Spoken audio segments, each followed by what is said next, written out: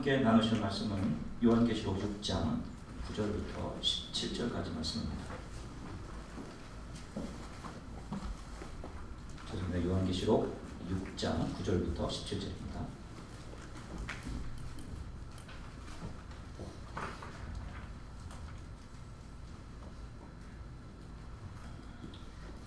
하셨으면 함께 요한계시록 6장 9절부터 17절까지 말씀을 함께 한 목소리로 읽으시겠습니다. 다섯째 인을 깨실 때에 내가 보니 하나님의 말씀과 그들이 가진 증거로 말미암아 죽임을 당한 영혼들이 제단 아래에 있어 큰 소리로 불러 이르되 거룩하고 참되신 대주제여 땅에 거하는 자들을 심판하여 우리 피를 갚아주지 아니하시기를 어느 때까지 하시려나이까 하니 각각 그들에게 흰 두루마리를 주시며 이르시되 아직 잠시 동안이시되 그들의 동무 종들과 형제들도 자기처럼 죽임을 당하여 그 수가 차기까지 하라 하시더라.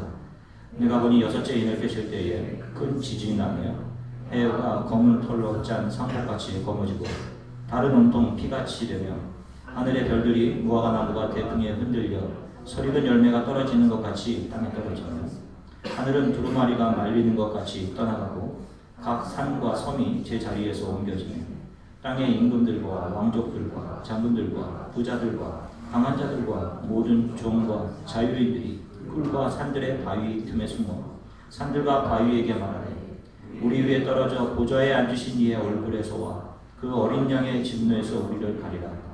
그들의 진노의 큰 날이 이르렀으니 누가 능히 서리요 하더라. 아멘. 잠시 기도하겠습니다. 사랑해 주님 감사합니다. 이제 저희들이 하나님의 말씀을 요한계시록을 통해 요한의 시대에 어려움 속에 신앙을 지키던 자들과 또 이 시대에도 동일하게 온전하게 신앙을 지킬 수 없는 상황 속에서도 바른 신앙을 지키며 살아갈 수 있도록 요한을 통해 주신 요한계시록의 말씀을 함께 나눕니다. 주님, 성령께서 우리에게 안내자가 되어주시고 온전하게 하나님의 말씀을 이해하고 받아들이고 그 말씀 뜻대로 살아가겠노라고 다짐하는 그런 시간 되게 성령께서 도와주시기를 간절히 소망합니다. 먼저 가장 부족한 종에게 지혜 주시고 부족한 종 또한 선포된 말씀과 동일한 삶의 모습으로 살아갈 수 있도록 주님 도와주시기 원합니다. 감사드리며 예수 그리스도 이름으로 기도드립니다. 아멘. 할렐루야. 네. 여러분 한 주간 동안 잘 지내셨습니까? 네. 예, 지난주 졸업이 있은 후에 여러 형제 자매가 이제 한국으로 떠났습니다. 인사를 할 수 있는 시간이 있었으면 참 좋았을 것 같다는 생각이 있었는데 그럴 시간을 갖지 못하고 떠났어요. 삶의 다음 스텝을 이제 위해서 이제 떠나갔습니다. 아쉽지만 좀 생각을 해보면 삶을 살다 보면 어렵고 힘든 일들이 참 많은데 그 중에서 가장 힘든 것 중에 한 가지가 이별이 아닌가 하는 생각을 합니다. 사람과 이별하는 것, 그러면 친구들과 이별하는 것, 또 나중에는 결혼해서 배우자와 이별을 해야 돼요. 또 부모님들과 언젠가 이별해야 되고 그런 이별이 가장 힘들지 않을까. 정들어서 함께 한 일상생활 속에 있었는데 한 사람은 다른 곳으로 가버리고 한 사람만 여전히 그 일상 속에 남아있게 되면 그 허전함과 그 빈자리, 그리움 그런 것들이 참 당분간은 자기 체온처럼 느끼며 이렇게 지내야 하지 않나 하는 그런 생각을 합니다. 떠난 모든 청년들, 성도들 우리 주한의 교회 성도 연습을 기억하고 부족한 종을 통해 선포된 하나님의 말씀을 항상 마음에 새기고 이 땅에서 어디에서든지 온전한, 진실한, 정직한 그런 크리스찬으로 살아가기를 항상 기도하겠습니다. 여러분 잠시 후 분들과 좀 인사를 좀 나누도록 할게요. 앞뒤 옆분들 좀 반갑게 인사를 좀 하시면서 인사를 좀 나눌게요.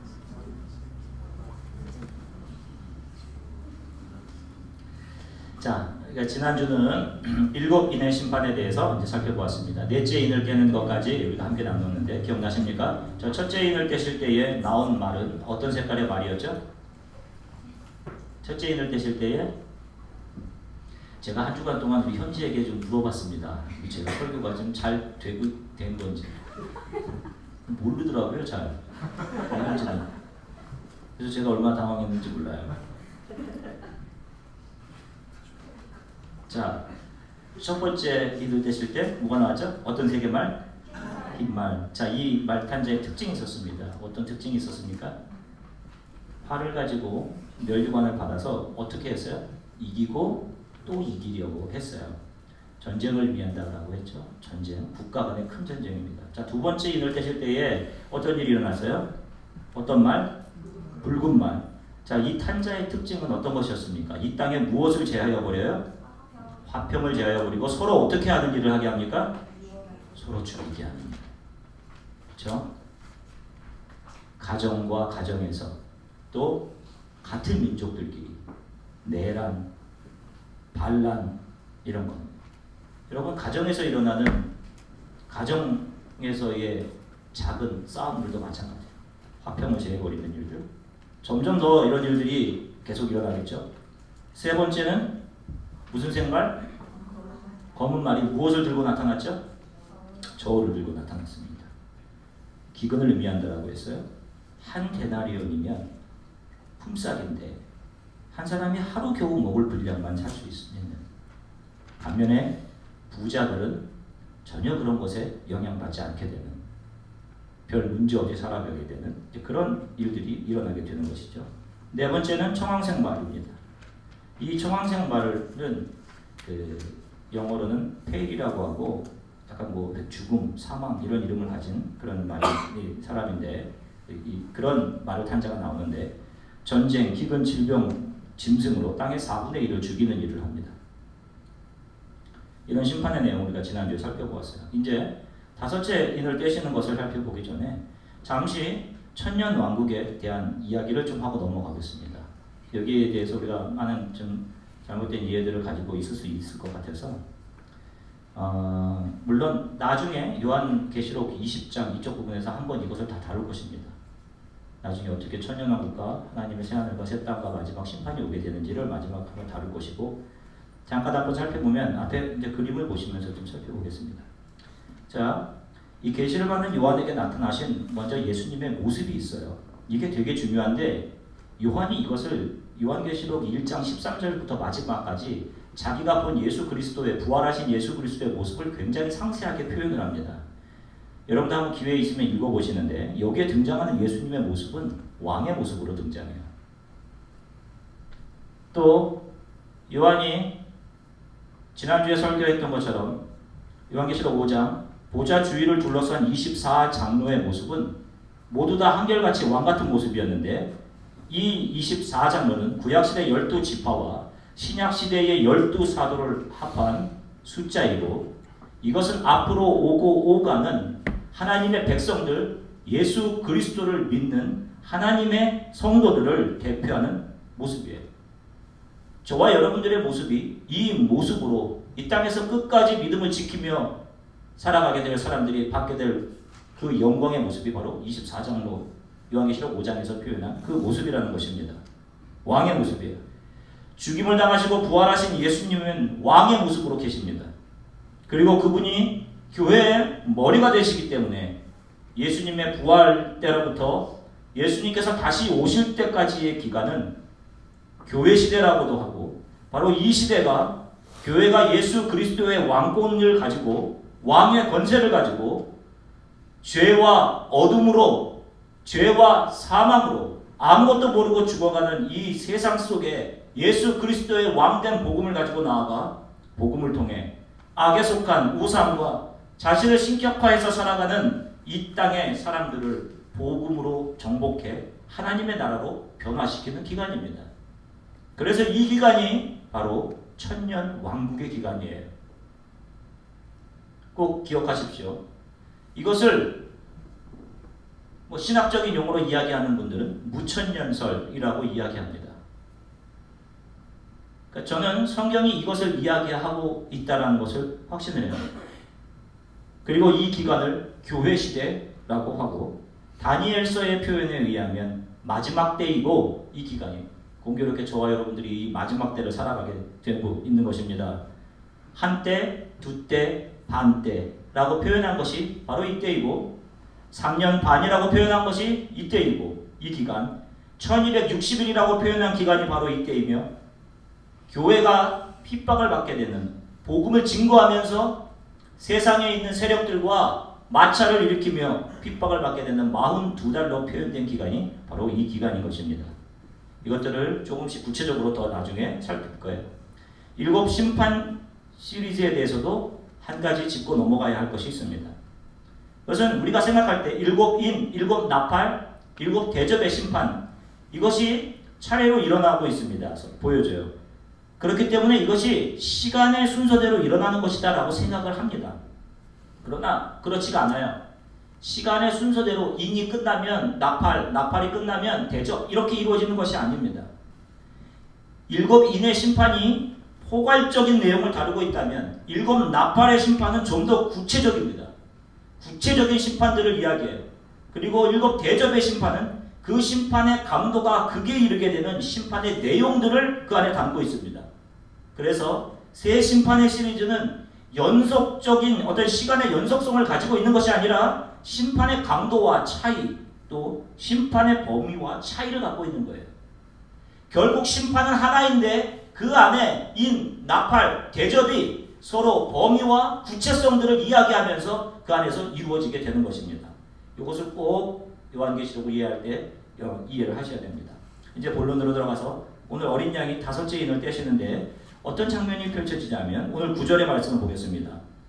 보시면 5째 인을 떼실 때에 내가 보니 하나님의 말씀과 그들이 가진 증거로 말미암아 죽임을 당한 영혼들이 제단 아래에 있어.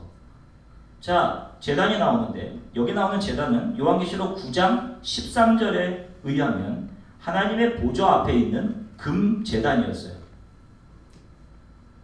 이 하나님의 보좌 앞에 금 제단이 있는데 자, 여기에 어떤 사람들이 지금 와 있느냐? 죽임을 당한 영혼들이 지금 하나님의 보좌 앞에 제단 아래에 있습니다. 계속해서 성경은 구체적으로 이들이 왜 죽임을 당했는지를 설명하는데 아까 읽은 9절의 말씀을 보니까 하나님의 말씀과 그들이 가진 증거로 말미암아 죽임을 당한 영혼들이 지금 거기에 있습니다. 더러는 하나님의 말씀을 지키다가 죽임을 당했고 또 어떤 영혼들은 하나님이 그들에게 맡겨주신 복음을 증거하다가 죽임을 당했어요. 어떤 사람들은 그 증거를 예수 그리스도께서 주신 복음의 증거를 마음에 품고 선교지로 나아가다가 때로는 아무런 결실도 보지 못하고 죽기도 했습니다. 성경은 이런 자들의 죽음을 아주 특별하게 대하고 있습니다. 세상 사람들의 눈에는 이것이 아무것도 아닌 것처럼 생각되었을지 몰라도 성경은 이들을 아주 특별하게 생각합니다. 이들 모두는 순교자였어요. 이 순교자들이 지금 현재 거하고 있는 처소가 있는데 그 처소가 어디냐 하면 바로 그것이 하나님의 보좌 바로 앞에 있는 제단입니다. 자, 이들이 그 앞에서 전능하신 하나님께 간절히 탄원을 하는데 그 내용이 뭐냐면 10절에 나와 있습니다. 10절에 그들이 이렇게 하나님께 탄원합니다. 큰 소리로 불러 이르되 거룩하고 참되신 대주제여 땅에 거하는 자들을 심판하여 우리 피를 갚아주지 아니하시기를 어느 때까지 하시려 하나이까 하니 자신들의 피를 언제 갚아주실 것입니까? 하는 간절한 탄원의 기도를 지금 이들이 하나님께 올리고 있습니다. 이들이 땅에 거하는 자들을 심판해달라고 하는 탄원은 자기한테 피해를 입힌 저 아무개, 저 누구, 저 사람들의 지금 원수를 갚아주십시오 하는 것이 아니라 이 세상의 악을 그냥 보지 마시고 이 악을 좀 심판해 주십시오 라고 하는 그런 간구입니다. 자, 이들의 대답에 대해서 하나님께서 그들에게 대답하시는데 11절에 이렇게 말씀하세요. 각각 그들에게 흰 두루마기를 주시며 이르시되 아직 잠시 동안 시대 그들의 동무종들과 형제들도 자기처럼 죽임을 당하여 그 수가 차기까지 하라 하시더라. 구약 성경을 통해 우리가 아는 것처럼 이스라엘의 성전 안에는 번제단이 있었습니다. 번제단. 그 번제단에는 희생 제물의 피가 부어졌어요. 순교자들의 영혼이 하늘의 제단 아래 있다는 것은 그들의 흘린 피가, 그들의 목숨이 이 땅에서 아무 의미 없어 없어진 것이 아니라 그들의 피가 하늘의 제단에 부어졌음을 의미합니다. 이것은 예수 그리스도께서 자신의 피를 부어주심을 통해 저와 여러분들 모든 오고 오는 세대의 모든 사람들의 죄를 사하시고 자신의 몸을 내어주셔서 교회를 세워주신 것처럼 순교자들의 희생을 통해 어디선가 교회가 온전히 서가고 있으며 누군가의 생명이 계속해서 살아나고 있다는 것을 보여줍니다. 아무 의미 없는 죽음이 아니라는 거예요. 더 중요한 것은 바로 이 순교자들의 영혼의 수가 하나님의 제단을 채우면, 그 수가 채워지게 되면 바로 그때가 이 땅에 최후의 심판이 오게 되는 날이 되는 것입니다. 다섯째 인을 깨실 때 나타난 것은 직접적인 심판은 아니지만 하나님의 심판의 정당성과 마지막 최후의 심판의 근거가 어떻게 될 것이다. 마지막 심판은 이런 것 때문에 이루어지게 될 것이다. 이것을, 이런 마지막 심판의 근거를 보여주는 것이에요. 사도행전에는 수많은 순교자들이 나옵니다. 스테반, 야고보 사도, 베드로, 바울. 여러분, 예수님의 12 제자들 하나같이 순교의 길을 갔어요. 왜 이들은 좀 더 편하게 사는 길을 택하지 않고 이런 순교의 길을 간 것입니까? 하나님의 말씀을 신실하게 지키려고 그분이 맡겨주신 선교의 사명을 감당하기 위해 수고하고 애쓰며 근신하며 이 땅에서의 삶을 살아간 것입니다. 사탄 마귀는 이 세상이 전부라고 사람들을 속입니다. 그리고 주를 향해 믿음을 가지고 지키며 살아가는 사람들과 신실한 교회를 이 세상에서 악의 세력을 이용해 박해하고 심지어는 교회를 짓밟기까지 합니다. 그리고 교회에 순교자들이 나오게 합니다. 그러나 그렇게 한다고 사탄이 승리하겠습니까?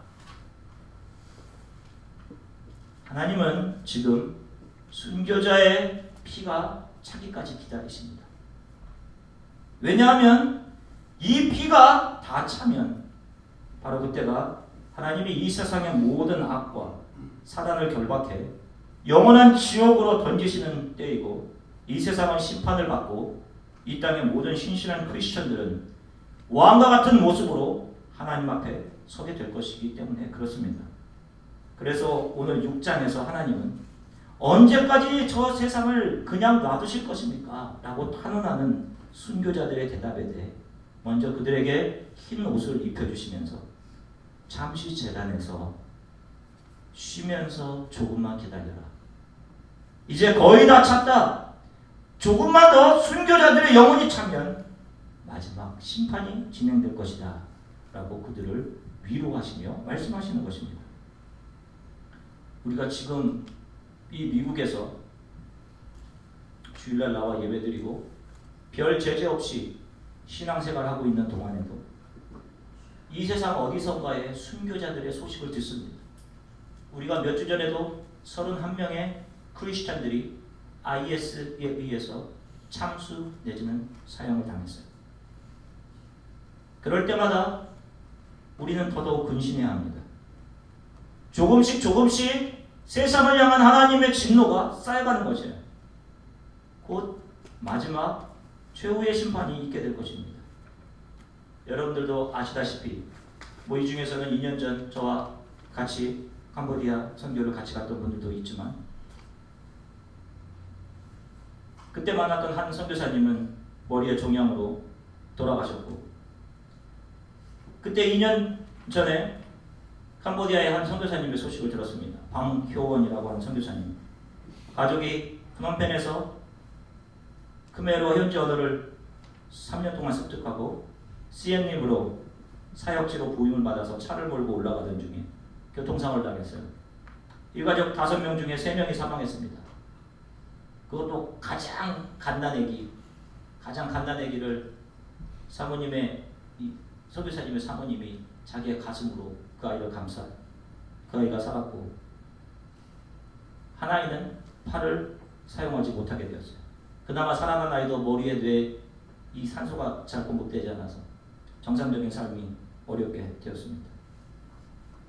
이 왜 평생을 주님을 위해 살겠노라고 다 버리고 선교지로 간 선교사님께 이런 일이 일어나는 것입니까? 같은 크리스천으로서 얼마나 마음이 아파요? 하나님 도대체 왜 3년간 언어는 훈련시키신 겁니까? 아니 부임지로 부임마다 떠나가는 길에 왜 이런 일이 일어나는 겁니까? 부모는 그렇다 할지라도 어린 아이들은 도대체 어떻게 하는 것이 어떻게 해야 되는 것입니까? 도대체 왜? 하나님이 신실하지 않으셔서입니까? 아니면 실제로 어떤 사람들은 이렇게 이야기하는 사람이 있어요. 선교사님이 죄를 지어서입니까?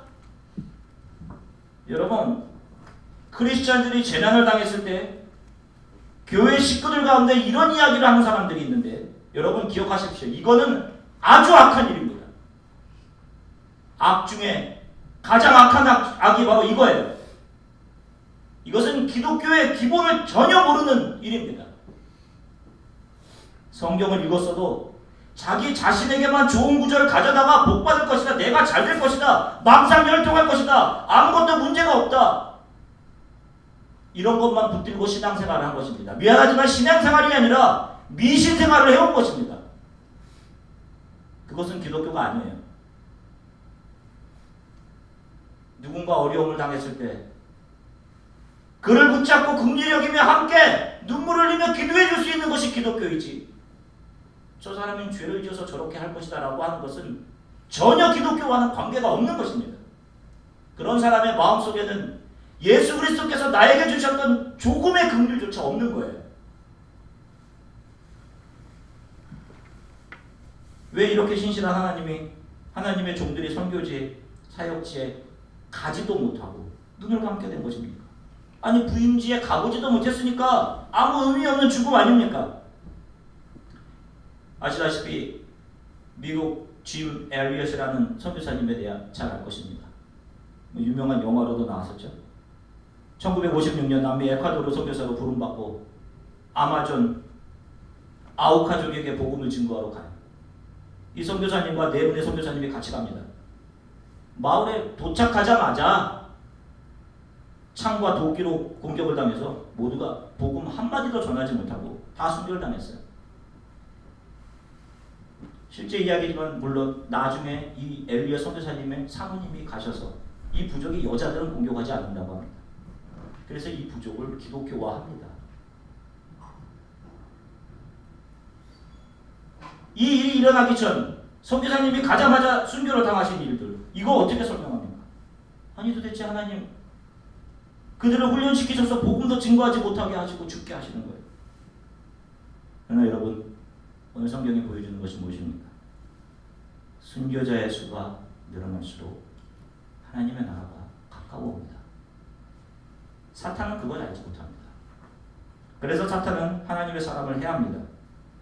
그러나 그런 해함조차도 하나님은 불꽃 같은 눈으로 잠잠히 바라보고 계시며 하나님의 나라의 도리를 위해 인내하고 기다리고 계십니다. 우리 눈에 보기에는 선교사님들이 의미 없는 죽음을 한 것 같아요. 그러나 오늘 성경이 위대한 장면을 보여줍니다. 그분들은 지금 하나님의 보좌 앞 제단에서 주께서 입혀주시는 흰옷을 입고 평안 속에서 쉬고 계십니다. 이들이 흘리는 피는 마지막 심판의 바로미터가 될 것입니다.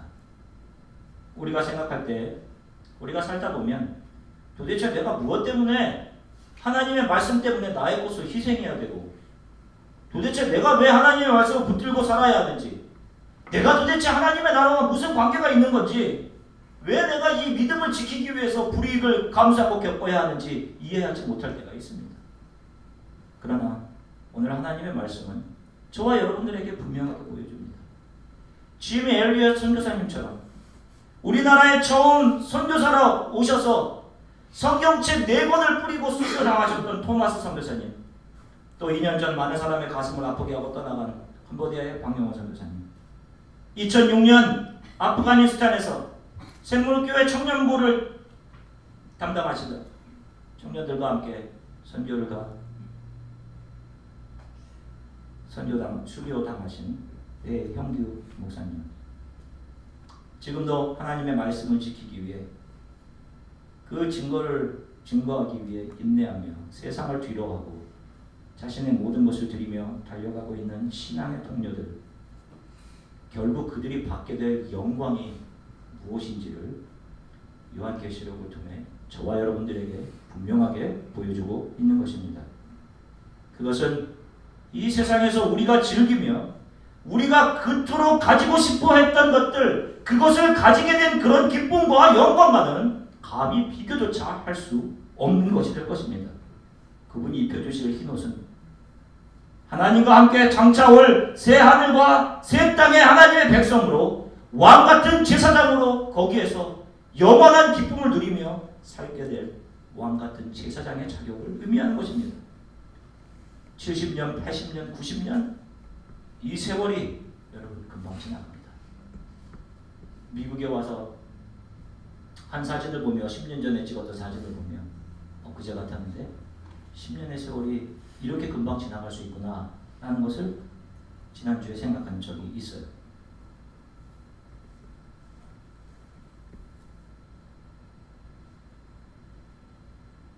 우리의 바로 눈앞에 언젠가 하나님의 심판과 끝까지 견딘 말씀을 붙들고 산 자들에 대한 위로와 영광과 존귀로 관을 씌워주시는 것을 보게 될 날이 분명히 곧 있게 될 것입니다.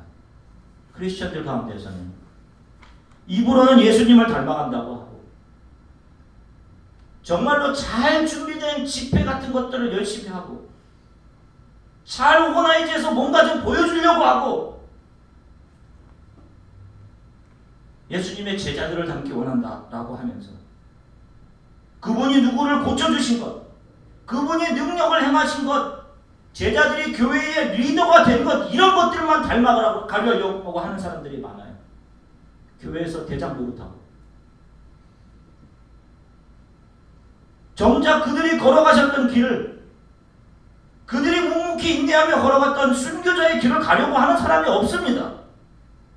자기의 것을 잃어버리면서 이 믿음의 길을 가려고 하는 그런 신앙인들을 이 시대에 찾아보기가 쉽지가 않아요. 목회자들도 마찬가지입니다. 누리며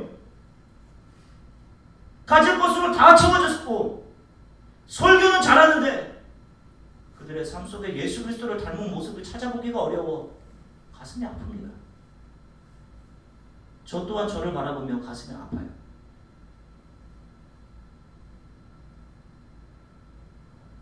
여러분 기억하셔야 합니다. 주 예수 그리스도의 피로 인해 교회가 세워져 있습니다. 교회가 없으면 어떻게 구원을 선포할 수 있어요? 교회는 예수님의 피, 그분의 몸 위에 서 있는 것입니다. 마찬가지로 교회는 자신의 몸을 하나님의 말씀과 그분의 증거를 가지고 나아가는 성도들의 열정과 수고와 헌신과 순교의 피를 통해 교회가 온전히 서가게 되고 교회가 이 세상 속에 빛의 능력을 세상 속에 비추게 됨을 여러분 기억하시기 바랍니다. 오늘의 본문 12절부터 17절까지를 보시면 여섯째 인을 깨시는 것이 나옵니다. 내가 보니 여섯째 인을 깨실 때에 큰 지진이 나며 해가 검은 털로 짠 상복같이 검어지고 다른 온통 피같이 되며 하늘의 별들이 무화과나무가 대풍에 흔들려 설익은 열매가 떨어지는 것 같이 땅에 떨어지며 하늘은 두루마리가 말리는 것 같이 떠나가고 각 산과 섬이 제 자리에서 옮겨지며 땅의 임금들과 왕족들과 장군들과 부자들과 강한 자들과 모든 종과 자유인이 굴과 산들의 바위 틈에 숨어 산들과 바위에게 말하되 우리 위에 떨어져 보좌에 앉으신 이의 얼굴에서와 그 어린 양의 진노에서 우리를 가리라. 그들의 진노의 큰 날이 이르렀으니 누가 능히 서리요 하더라.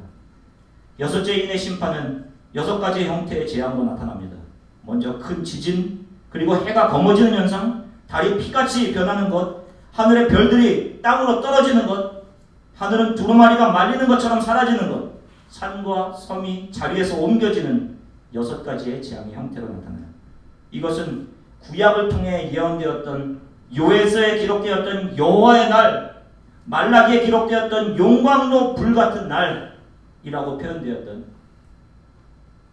이 땅 최후 심판에 대한 묘사입니다. 언젠가 이 땅에서 이름도 없이 빛도 없이 자신의 목숨을 주를 위해 드린 순교자들의 피가 차면 이 재앙들이 이 땅에 임하게 될 것입니다. 사랑하는 성도 여러분, 우리 주 안의 교회가 작고 가난한 가운데서 능력을 붙잡고 하나님의 말씀을 지키고 예수 그리스도의 마음, 심장을 가지고 복음 증거를 온전히 감당하는 교회가 되려면 우리 안에 무엇이 있어야 되겠습니까? 무엇이 있어야 되겠어요? 눈에 보이는 재정? 그런 거 아닙니다. 유력한 사람들? 그렇지 않아요. 나를 내어줌입니다. 여러분, 순교의 각오입니다.